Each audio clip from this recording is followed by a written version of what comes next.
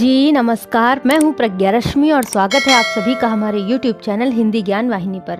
मुंशी प्रेमचंद की सर्वश्रेष्ठ कहानियों की श्रृंखला में आज हम लेकर के आए हैं उनकी अगली कहानी अमावस्या की रात्रि। तो आइए सुनते हैं कहानी अमावस्या की रात्रि। दिवाली की संध्या थी। श्रीनगर के घूरों और खंडहरों के भी भाग्य चमक उठे थे। कस्बे के लड़के और लड़कियां श्वेत थालियों में दीपक लिए मंदिर की ओर जा रही थीं। दीपों से उनके मुखारविंद प्रकाशमान थे। प्रत्येक गृह रोशनी से जगमगा रहा था। केवल पंडित देवदत्त का सतधारा भवन काली घटा के अंधकार में गंभीर और भयंकर रूप में खड़ा था। गंभीर इसलिए कि उसे अपनी उन्नति के दिन न भूले थे, भयंकर इसलिए कि यह जगमगाहट मानो उसे चिढ़ा रही थी। एक समय वह था जबकि ईर्ष्या भी उसे देख देख कर हाथ मलती थी, और एक समय यह है कि जबकि घृणा भी उस पर कटाक्ष करती है। द्वार पर द्वारपाल की जगह अब मदार और एरंड के वृक्ष खड़े हैं। दीवान खाने में एक मतंग साड़ अकड़ता था। ऊपर के घरों में जहाँ सुंदर रमणियां मनोहर संगीत गाती थीं, वहां आज जंगली कबूतरों के मधुर स्वर सुनाई देते थे। किसी अंग्रेजी मदरसे के विद्यार्थी के आचरण की भांति उसकी जड़ें हिल गई थीं और उसकी दीवारें किसी विधवा स्त्री के हृदय की भांति विदीर्ण हो रही थी। पर समय को हम कुछ नहीं कह सकते। समय की निंदा व्यर्थ और भूल है, यह मूर्खता और अदूरदर्शिता का फल था। अमावस्या की रात्रि थी। प्रकाश से पराजित होकर मानो अंधकार ने उसी विशाल भवन में शरण ली थी। पंडित देवदत्त अपने अर्ध अंधकार वाले कमरे में मौन परंतु चिंता में निमग्न थे। आज 1 महीने से उनकी पत्नी गिरिजा की जिंदगी को निर्दय काल ने खिलवाड़ बना लिया है। पंडित जी दरिद्रता और दुख को भुगतने के लिए तैयार थे। भाग्य का भरोसा उन्हें धैर्य बंधाता था, किंतु यह नई विपत्ति सहन शक्ति से बाहर थी। बेचारे दिन के दिन गिरजा के सिरहाने बैठे हुए उसके मुरझाए हुए मुख को देखकर कुढ़ते और रोते थे। गिरजा जब अपने जीवन से निराश होकर रोती तो वह उसे समझाते, गिरजा रो मत, शीघ्र ही अच्छी हो जाओगी। पंडित देवदत्त के पूर्वजों का कारोबार बहुत विस्तृत था। वे लेन देन किया करते थे। अधिकतर उनके व्यवहार बड़े बड़े चकलेदारों और रजवाड़ों के साथ थे। उस समय ईमान इतना सस्ता नहीं बिकता था। सादे पत्रों पर लाखों की बातें हो जाती थीं। मगर सन 57 ईस्वी के बलवे ने कितनी ही रियासतों और राज्यों को मिटा दिया, और उनके साथ तिवारियों का यह अन्न धन पूर्ण परिवार भी मिट्टी में मिल गया। खजाना लुट गया। वही खाते पंसारियों के काम आए। जब कुछ शांति हुई, रियासतें फिर संभली तो समय पलट चुका था। वचन लेख के अधीन हो रहा था तथा लेख में भी सादे और रंगीन का भेद होने लगा था। जब देवदत्त ने होश संभाला तब उनके पास इस खंडहर के अतिरिक्त और कोई संपत्ति न थी। अब निर्वाह के लिए कोई उपाय न था। कृषि में परिश्रम और कष्ट था। वाणिज्य के लिए धन और बुद्धि की आवश्यकता थी। विद्या भी ऐसी नहीं थी कि कहीं नौकरी करते। परिवार की प्रतिष्ठा दान लेने में बाधक थी। अस्तु साल में 2-3 बार अपने पुराने व्यवहारियों के घर बिना बुलाए पाहुनों की भांति जाते और कुछ विदाई तथा मार्ग व्यय पाते उसी पर गुजारा करते। पैतृक प्रतिष्ठा का चिन्ह यदि कुछ शेष था तो वह पुरानी चिट्ठी पत्रियों का ढेर तथा हुंडियों का पुलिंदा, जिनकी स्याही भी उनके मंद भाग्य की भांति फीकी पड़ गई थी।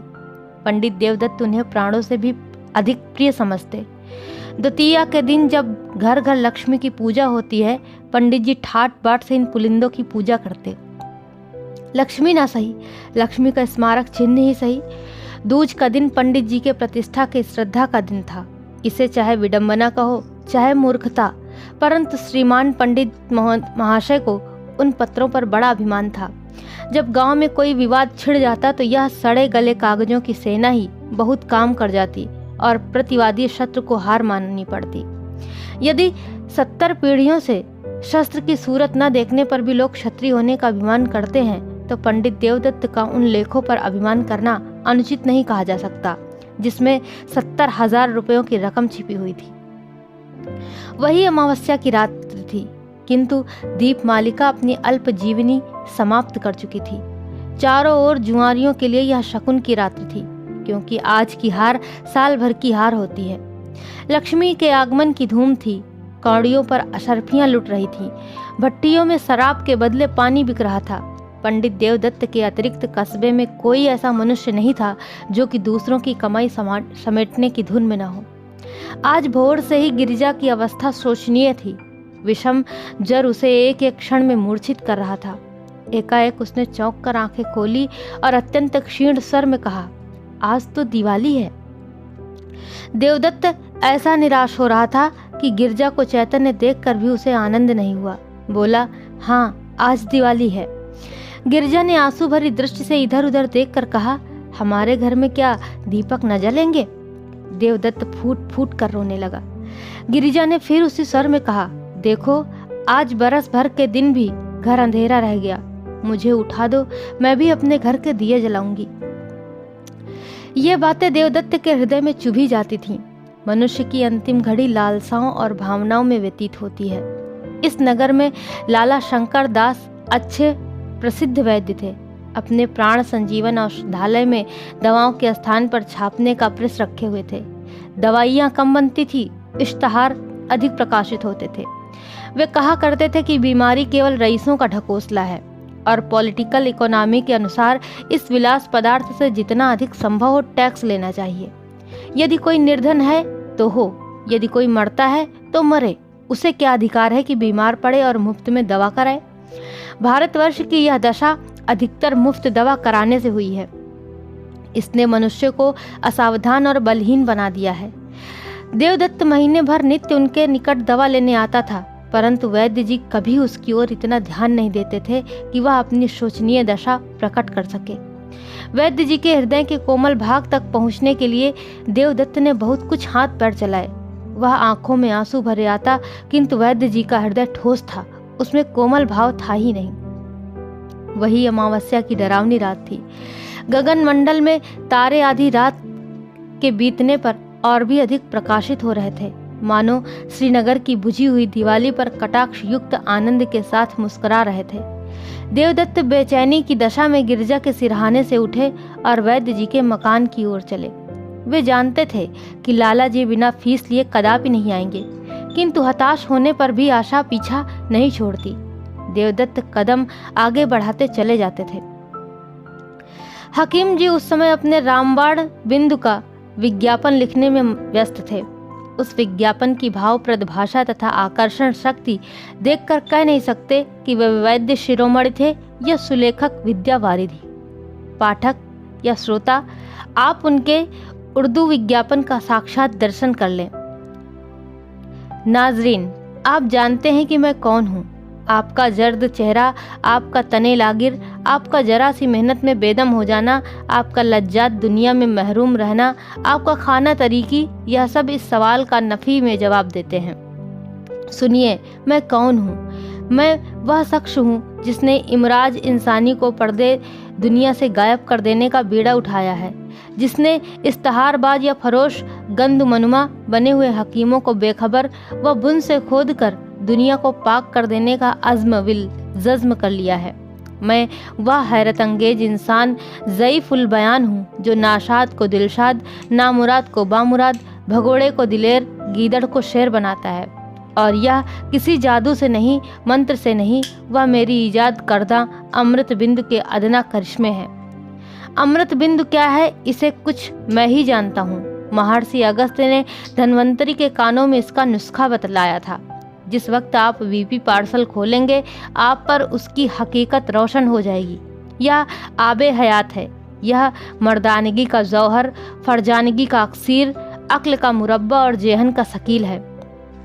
अगर वर्षों की मुशायराबाजी ने भी आपको शायर नहीं बनाया, अगर शबे रोज के रटंत पर भी आप इम्तहान में कामयाब नहीं हो सके, अगर दलालों की खुशामद और मुवक्किलों की नाज बर्दारी के बावजूद भी आप अहाते अदालत में भूखे कुत्ते की तरह चक्कर लगाते फिरते हैं, अगर आप गला फाड़ फाड़ चीखने, मेज पर हाथ पैर पटकने पर भी अपनी तकरीर से कोई असर पैदा नहीं कर सकते, तो आप अमृत बिंदु का इस्तेमाल कीजिए। इसका सबसे बड़ा फ़ायदा, जो पहले ही दिन मालूम हो जाएगा, यह है कि आपकी आंखें खुल जाएंगी और फिर कभी इश्तहारबाज हाकिमों के दाम में आप फरेब में ना फंसेंगे। वैद्य जी इस विज्ञापन को समाप्त कर उच्च स्वर से पढ़ रहे थे कि उनके नेत्रों में उचित अभिमान और आशा झलक रही थी कि इतने में देवदत्त ने बाहर से आवाज दी। वैद्य जी बहुत खुश हुए। रात के समय उनकी फीस दुगुनी थी। लालटेन लिए बाहर निकले तो देवदत्त रोता हुआ उनके पैरों से लिपट गया और बोला, वैद्य जी, इस समय मुझ पर दया कीजिए। गिरिजा अब कोई शायद की पाहुनी है, अब आप ही उसे बचा सकते हैं। यूँ तो मेरे भाग्य में जो लिखा है वही होगा, किंतु इस समय तनिक चलकर आप देख लें तो मेरे दिल का दाह मिट जाएगा। मुझे धैर्य हो जाएगा कि उसके लिए मुझसे जो कुछ हो सकता था मैंने किया। परमात्मा जानता है कि मैं इस योग्य नहीं हूं कि आपकी कुछ सेवा कर सकूं, किंतु जब तक जीऊंगा आपका यश गाऊंगा और आपके इशारों का गुलाम बना रहूंगा। हकीम जी को पहले कुछ तरस तो आया, किंतु वह जुगनू की चमक थी जो शीघ्र स्वार्थ के विशाल अंधकार में विलीन हो गई। वही अमावस्या की रात्रि थी। वृक्षों पर सन्नाटा छा गया था। जीतने वाले अपने बच्चों को नींद से जगाकर इनाम देते थे। हारने वाले अपनी रुष्ट और क्रोधित स्त्रियों से क्षमा के लिए प्रार्थना कर रहे थे। इतने में घंटी के लगातार शब्द वायु और अंधकार को चीरते हुए कान में आने लगे। उनकी सुहावनी ध्वनि इस निस्तब्ध अवस्था में अत्यंत भली प्रतीत होती थी। यह शब्द समीप हो गए और अंत में पंडित देवदत्त के समीप आकर उस खंडहर में डूब गए। पंडित जी उस समय निराशा के अथाह समुद्र में गोते खा रहे थे। शोक में इस योग्य भी नहीं थे कि प्राणों से भी अधिक प्यारी गिरिजा का दवा दर्पण कर सके। क्या करें? इस निष्ठुर वैद्य को यहाँ कैसे लाएं? जालिम, मैं सारी उम्र तेरी गुलामी करता, तेरे इश्तहार छापता, तेरी दवाइयाँ कूटता। आज पंडित जी को यह ज्ञात हुआ है कि 70,000 की चिट्ठी पत्रियां इतनी कौड़ियों के मोल भी नहीं। पैतृक प्रतिष्ठा का अहंकार अब आंखों से दूर हो गया। उन्होंने उस मखमली थैले को संदूक से बाहर निकाला और उन चिट्ठी पत्रियों को, जो बाप दादों की कमाई का शेषांश थी और प्रतिष्ठा की भांति जिनकी रक्षा की जाती थी, एक एक करके दिया को अर्पण करने लगे। जिस तरह सुख और आनंद से पालित शरीर चिता की भेंट हो जाती है, उसी प्रकार वह कागजी पुतलियां भी उस प्रज्वलित दिया के धधकते हुए मुख का ग्रास बनती थी। इतने में किसी ने बाहर से पंडित जी को पुकारा। उन्होंने चौंक कर सिर उठाया। वे नींद से अंधेरे में टटोलते हुए दरवाजे तक आए। देखा कि कई आदमी हाथ में मशाल लिए हुए खड़े हैं और एक हाथी अपने सूंड से उन एरंड के वृक्षों को उखाड़ रहा है जो द्वार पर द्वारपालों की भांति खड़े थे। हाथी पर एक सुंदर युवक बैठा है जिसके सिर पर केसरिया रंग की रेशमी पाग है। माथे पर अर्धचंद्राकार चंदन भाले की तरह तनी हुई नोकदार मूछें, मुखारविंद से प्रभाव और प्रकाश टपकता हुआ कोई सरदार मालूम पड़ता था। उसका कलीदार अंगरखा और चुनावदार पजामा, कमर में लटकती हुई तलवार और गर्दन में सुनहरे कंठे तथा जंजीर उसके सजीले शरीर पर अत्यंत शोभा पा रहे थे। पंडित जी को देखते ही उसने रकाब पर पैर रखा और नीचे उतरकर उनकी वंदना की। उसके इस विनीत भाव से कुछ लज्जित होकर पंडित जी बोले, आपका आगमन कहाँ से हुआ है? नवयुवक ने बड़े नम्र शब्दों में जवाब दिया। उसके चेहरे से भल मनसाहत बरसती थी। बोला, मैं आपका पुराना सेवक हूँ। दास का घर राजनगर है। मैं वहाँ का जागीरदार हूँ। मेरे पूर्वजों पर आपके पूर्वजों ने बड़े अनुग्रह किए हैं। मेरी इस समय जो कुछ प्रतिष्ठा तथा संपदा है, सब आपके पूर्वजों की कृपा और दया का परिणाम है। मैंने अपने अनेक स्वजनों से आपका नाम सुना था और मुझे बहुत दिनों से आपके दर्शनों की आकांक्षा थी। आज वह सुअवसर भी मिल गया। अब मेरा जन्म सफल हुआ। पंडित देवदत्त की आंखों में आंसू भर आए। पैतृक प्रतिष्ठा का अभिमान उनके हृदय का कोमल भाग था। वह दीनता जो उनके मुख पर छाई हुई थी थोड़ी देर के लिए विदा हो गई। वे गंभीर भाव धारण करके बोले, यह आपका अनुग्रह है जो ऐसा कहते हैं, नहीं तो मुझ जैसे कपूत में तो इतनी भी योग्यता नहीं है जो अपने को उन लोगों की संतति कह सकूं। इतने में नौकरों ने आंगन में फर्श बिछा दिया। दोनों आदमी उस पर बैठे और बातें होने लगी। वे बातें जिनका प्रत्येक शब्द पंडित जी के मुख को इस तरह प्रफुल्लित कर रहा था जिस तरह प्रातः काल की वायु फूलों को खिला देती है। पंडित जी के पितामह ने नवयुवक ठाकुर के पितामह को 2500 रुपए कर्ज दिए थे। ठाकुर अब गया में जाकर अपने पूर्वजों का श्राद्ध करना चाहता था, इसलिए जरूरी था कि उसके जिम्मे जो कुछ ऋण हो उसकी एक एक कौड़ी चुका दी जाए। ठाकुर को पुराने बही खाते में यह ऋण दिखाई दिया। 25 के अब 75,000 हो चुके। वही ऋण चुका देने के लिए ठाकुर आया था। धर्म ही वह शक्ति है जो अंतःकरण में ओजस्वी विचारों को पैदा करती है। हाँ, इस विचार को कार्य में लाने के लिए पवित्र और बलवान आत्मा की आवश्यकता है, नहीं तो वे ही विचार क्रूर और पापमय हो जाते हैं। अंत में ठाकुर ने कहा, आपके पास तो वे चिट्ठियां होंगी ही। देवदत्त का दिल बैठ गया। वे संभल कर बोले, संभवतः हो, कुछ कह नहीं सकते। ठाकुर ने लापरवाही से कहा, ढूंढिए, यदि मिल जाए तो हम लेते जाएंगे। पंडित देवदत्त उठे, लेकिन हृदय ठंडा हो रहा था। शंका होने लगी कि कहीं भाग्य हरे बाग न दिखा रहा हो। कौन जाने वह पुर्जा जलकर राख हो गया हो या नहीं। यदि ना मिला तो रुपए कौन देता है। शोक की दूध का प्याला सामने आकर हाथ से छूट जाता है। हे भगवान, वह पत्री मिल जाए। हमने अनेक कष्ट उठाए हैं, अब हम पर दया करो। इस प्रकार आशा और निराशा की दशा में देवदत्त भीतर गए और दिया के टिमटिमाते हुए प्रकाश में बचे हुए पत्रों को उलट पुलट कर देखने लगे। वे उछल पड़े और उमंग में भरे हुए पागलों की भांति आनंद की अवस्था में 2-3 बार कूदे। तब दौड़कर गिरिजा को गले से लगा लिया और बोले, प्यारी, यदि ईश्वर ने चाहा तो तू अब बच जाएगी। उन्मत्तता में उन्हें एकदम यह नहीं जान पड़ा कि गिरिजा अब नहीं है, केवल उसकी लाश है। देवदत्त ने पत्री को उठा लिया और द्वार तक वे इसी तेजी से आए मानो पांव में पर लग गए। परंतु यहाँ उन्होंने अपने को रोका और हृदय में आनंद की उमड़ती हुई तरंग को रोक कर कहा, ये लीजिए, वह पत्री मिल गई। संयोग की बात है, नहीं तो 70 लाख के कागज दीमकों के आहार बन ही गए हैं। आकस्मिक सफलता में कभी कभी संदेह बाधा डालता है। जब ठाकुर ने उस पत्री को लेने के लिए हाथ बढ़ाया तो देवदत्त को संदेह हुआ कि कहीं वह उसे फाड़कर फेंक न दे। यद्यपि यह संदेह निरर्थक था, किंतु मनुष्य कमजोरियों का पुतला है। ठाकुर ने उनके मन के भाव को ताड़ लिया। उसने बेपरवाही से पत्री को लिया और मशाल के प्रकाश में देखकर कहा, अब मुझे विश्वास हुआ। यह लीजिए, आपका रुपया आपके समक्ष है। आशीर्वाद दीजिए कि मेरे पूर्वजों की मुक्ति हो जाए। यह कहकर उसने अपनी कमर से एक थैला निकाला और उसमें से 1-1 हजार के 75 नोट निकाल कर देवदत्त को दे दिए। पंडित जी का हृदय बड़े वेग से धड़क रहा था, नाड़ी तीव्र गति से कूद रही थी।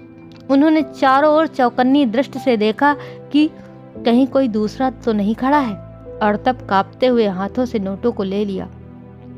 अपनी उच्चता प्रकट करने की व्यर्थ चेष्टा में उन्होंने नोटों की गणना भी नहीं की, केवल उड़ती हुई दृष्टि से देखकर उन्हें समेटा और जेब में डाल लिया। वही अमावस्या की रात्रि थी। स्वर्गीय दीपक भी धुंधले हो चुके थे।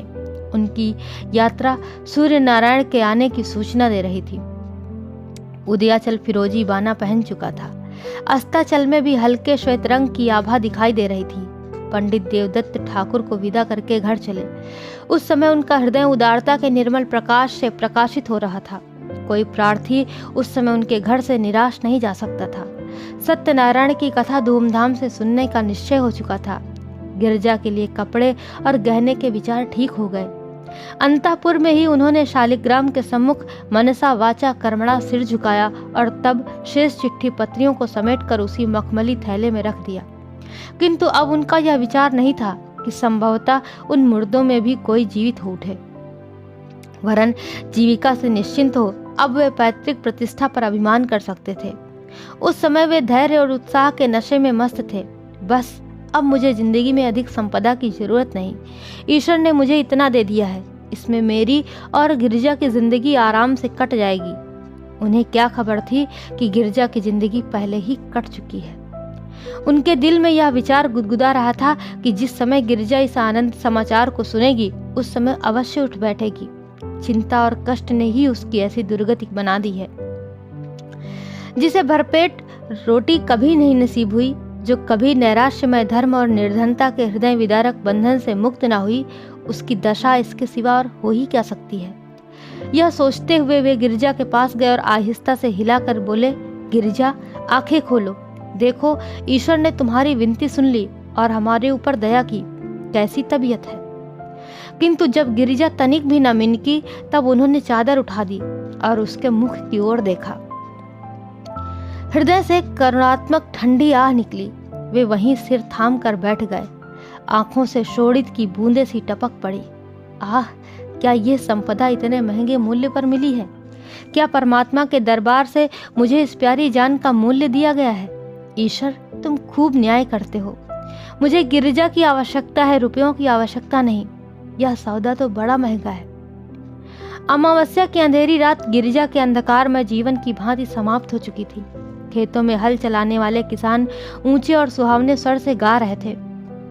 सर्दी से कांपते हुए बच्चे सूर्य देवता से बाहर निकलने की प्रार्थना कर रहे थे। पनघट पर गांव की अलबेली स्त्रियां जमा हो गई थीं। पानी भरने के लिए नहीं, हंसने के लिए। कोई घड़े को कुएं में डाले हुए अपनी पोपली सास की नकल कर रही थी। कोई खंभों से चिपटी हुई अपनी सहेली से मुस्कुराकर प्रेम रहस्य की बातें करती थी। बूढ़ी स्त्रियां पोतों को गोद में लिए अपनी बहुओं को कोस रही थी कि घंटे भर हुए अब तक कुएं से नहीं लौटी। किंतु राज्य वैद्य लाला शंकरदास अभी तक मीठी नींद ले रहे थे। खांसते हुए बच्चे और कराहते हुए बूढ़े उनके औषधालय के द्वार पर जमा हो चले थे। इस भीड़ भंभड़ से कुछ दूर पर 2-3 सुंदर किंतु मुरझाए हुए नवयुवक टहल रहे थे और वैद्य जी से एकांत में कुछ बातें करना चाहते थे। इतने में पंडित देवदत्त नंगे सिर, नंगे बदन, लाल आंखें, डरावनी सूरत, कागज का एक पुलिंदा लिए दौड़ते हुए आए और औषधालय के द्वार पर इतने जोर से हाँक लगाने लगे कि वैद्य जी चौंक पड़े और कहार को पुकार कर बोले कि दरवाजा खोल दे। कहार महात्मा बड़ी रात गए किसी बिरादरी की पंचायत से लौटे थे। उन्हें दीर्घ निद्रा का रोग था जो वैद्य जी के लगातार भाषण और फटकार की औषधियों से भी कम न होता था। आप बैठते हुए उठे और किवाड़ खोलकर हुक्का चिलम की चिंता में आग ढूंढने चले गए। हकीम जी उठने की चेष्टा कर रहे थे कि सहसा देवदत्त उनके सम्मुख जाकर खड़े हो गए और नोटों का पुलिंदा उनके आगे पटक कर बोले, वैद्य जी, ये 75,000 के नोट हैं। ये आपका पुरस्कार और आपकी फीस है। आप चलकर गिरिजा को देख लीजिए और ऐसा कुछ कीजिए कि वह केवल एक बार आंखें खोल दे। यह उसकी एक दृष्टि पर न्यौछावर है, केवल एक दृष्टि पर। आपको रुपए मनुष्य की जान से प्यारे हैं। वे आपके समक्ष हैं। मुझे गिरिजा की एक चितवन इन रुपयों से कई गुना प्यारी है। वैद्य जी ने लज्जा में सहानुभूति से देवदत्त की ओर देखा और केवल इतना कहा, मुझे अत्यंत शोक है। सदैव के लिए तुम्हारा अपराधी हूँ, किंतु तुमने मुझे शिक्षा दे दी। ईश्वर ने चाहा तो ऐसी भूल कदापि न होगी। मुझे शोक है, सचमुच शोक है। और ये सारी बातें वैद्य जी के अंतःकरण से निकली थी। तो ये भावपूर्ण कहानी यहीं पर समाप्त होती है। आशा करते हैं आपको जरूर अच्छी लगी होगी। ऐसी ही बेहतरीन कहानियों को सुनने के लिए आप हमारे चैनल हिंदी ज्ञान वाहिनी के साथ जुड़े रहिए। आपका बहुत बहुत धन्यवाद। नमस्कार।